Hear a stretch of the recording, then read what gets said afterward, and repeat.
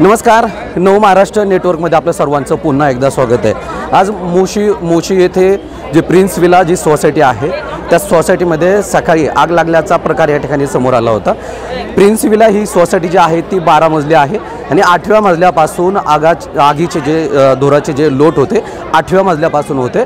अग्निशामक दल घटनास्थळी दाखल झालेला आहे। सकाळी किती वाजता आग लागली आपण जाणून घेण्याचा प्रयत्न करणार आहोत। हे सगळे अग्निशामक दलाच्या जवानांनी आग आटोक्यात आणण्याचा यांनी प्रयत्न केला। आग आटोक्यात आली। काय आगीचं मागचं कारण होतं काय सांगाल सर? तात्काळ कारण नाही समजलं, पण आम्हाला 8:51 मेन अग्निशमन केंद्रावरून फोन आला की कुमार वेला इथे बिल्डिंगला आग लागल्यावर वर्दी दिली। त्यानुसार चिखली अग्निशमन पहिलाच मुंबई इथे पोहोचला आणि त्यानंतर आम्ही सर्व स्थानकांना इथे पाचारण करण्यात आले।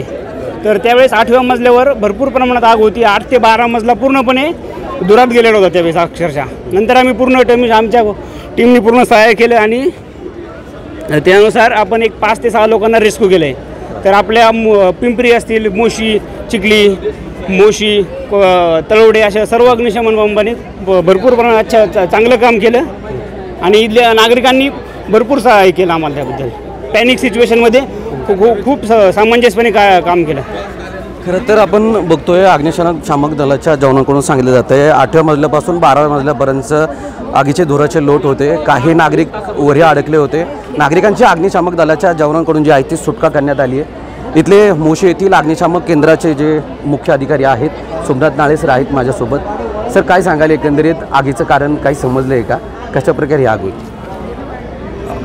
साधारण 8:51ची वर्दी आहे आणि मुख्य अग्निशमन केंद्रावरून जे जवळचं फायर स्टेशन आहे चिखली, त्या चिखली उप अग्निशमन केंद्राला प्रथम वर्दी दिल्यानंतर त्यांना स्वतः येऊन पाहणी केली असता पॅनिक सिच्युएशन असल्याचे समजल्यानंतर आजूबाजूच्या सर्व फायर ब्रिगेडच्या टीमला पाचारण करण्यात आले आणि नंतर पाचारण केल्यानंतर 8व्या मजल्यापासून 12व्या मजल्यापर्यंत जो धूर होता त्या धुरामुळे पॅनिक सिच्युएशन झाल्यामुळे इथले जे रहिवासी आहेत ते घाबरलेले होते।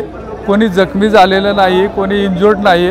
आमच्या फायर ब्रिगेडच्या सर्व टीमनं, आजूबाजूचे जेवढे आमचे उप अग्निशमन केंद्र आहेत त्यांच्या सर्व टीमनं आणि सोसायटी धारकांच्या जे सहभाग किंवा जो प्रतिसाद आहे तो व्यवस्थितरित्या दिल्यामुळं हा कॉल व्यवस्थितरित्या पूर्ण होऊन आम्ही सर्वांना रेस्क्यू केलेला आहे। अग्निशामक दलाच्या किती गाड्या दाखल झाल्या होत्या काय?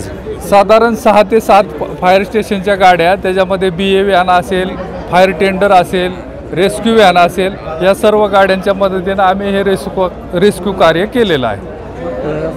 एकंदरीत आपण बघतोय सकाळी 8:45च्या सुमारास या ठिकाणी सकाळी आगीचा प्रकार घडला। नागरिक काही उरी अडकले होते असंही देखील अग्निशामक दलाच्या जवानांकडून सांगितले जाते। त्यांना रेस्क्यू केलं। ही आग नेमकी कशा पद्धतीने होती? इथले जे स्थानिक नागरिक आहेत कशा पद्धतीनं आग लागली होती? आग लागली होती साधारणतः अंदाज असा आहे की वरती लिफ्टचे ठिकाणी फायर शॉर्ट सर्किट होऊन आग लागल्याचा प्राथमिक अंदाज आहे। पण ब्रिगेडने दाखवलेली तत्परता की त्यांना फोन केल्यानंतर 7व्या मिनिटामध्ये ते या ठिकाणी घटनास्थळी दाखल झाले आणि सर्व सोसायटी धारकांना धीर देऊन फार 12व्या मजल्यापासून जे लोक पेशंट होते त्यांना इथल्या महिला सहकाऱ्यांनी सुद्धा हातात उचलून 12 फ्लोअर खाली उतरवले। कुठल्याही प्रकारचा त्रास कुठल्याही सोसायटी सभासदांना झालेला नाही आहे। त्याच्याच नंतर जे कुमार बिल्डर्सचे जे इकडचे कर्मचारी आहेत त्यांनी सुद्धा या ठिकाणी येऊन खूप चांगली मदत केली आणि सोसायटीचे बरेच जाणकार नागरिक त्यांनी पण या ठिकाणी येऊन या सगळ्या सहकार्यात मदत केले। तरी इथे असलेले सर्व फायर ब्रिगेडचे सहकाऱ्यांचे मी कुमार प्रिन्स विला सोसायटीतर्फे मनपूर्वक धन्यवाद आणि आभार व्यक्त करतो। अशा सिच्युएशनला सगळ्यांचा जीव सुखरूप सोडवला याबद्दल त्यांचे आभार, धन्यवाद।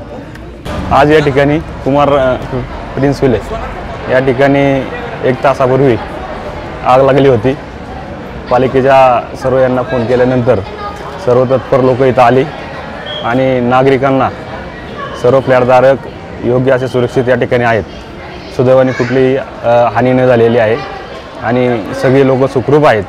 तरी जे काही ऑपरेशन केलं ते महानगरपालिका सर्व असतील त्यांनी सहकार्य केल्याबद्दल प्रिन्स विला येथील सर्व नागरिकांच्या वतीने इथे स्थानिकांच्या वतीने ते सर्वांचे आभार करतो। आणि अशी घटना घडत असताना सगळ्यांनी काळजी घेतलेली आहे आणि इथं कुठल्याही प्रकारे जीवितहानी मानसिक हानी झालेली नाही आहे।